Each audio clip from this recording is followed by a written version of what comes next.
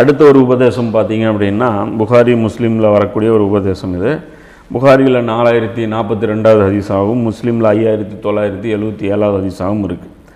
ஜனாதா தொழுகை ஒன்று நடத்துகிறாங்க. நபி ஸல்லல்லாஹு அலைஹி வஸல்லம் ஜனாதா தொழுகை நடத்திவிட்டு உரை நிகழ்த்தினார்கள்.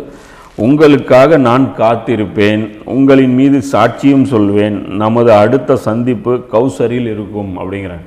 அதாவது இன்னைக்கு நான் உங்களை நான் பள்ளிவாசலில் பார்க்குறீங்க, உங்களுக்காக நான் மறுமையில் காத்துட்ருப்பேன், உங்களுக்காக நான் சாட்சியும் சொல்லுவேன்.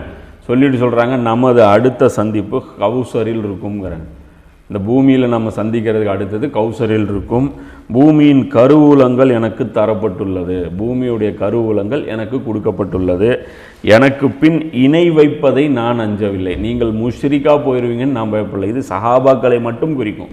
ஏன்னா இன்றைக்கி நாம் பொறுத்த வரைக்கும் முஷ்ரிக்குகளாகவும் நிறைய குஃபுருகத்திலும் நாம் ஷிர்க்குலேயும் குஃபுர்லேயும் நாம் நிறைய விழுந்துட்டோம்.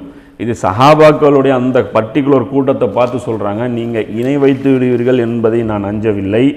உலகத்தை அடைய போட்டி போட்டு ஒருவரை ஒருவர் வெட்டி கொண்டு காஃபிராகி விடுவீர்கள் என்ற அச்சமே உள்ளது.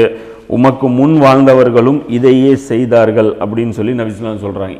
இது ஒரு முக்கியமான உபதேசம் இது. ஏன்னா பின்னாடி நடந்த பார்த்தீங்கன்னா சண்டைகள் பார்த்தீங்கன்னா அசத்தியத்திற்காக நிறைய சண்டைகள் நடந்தது. அதில் முஸ்லீம்கள் கலந்துக்கிட்டாங்க. இது ஒரு மிக கசப்பான ஒரு உண்மை.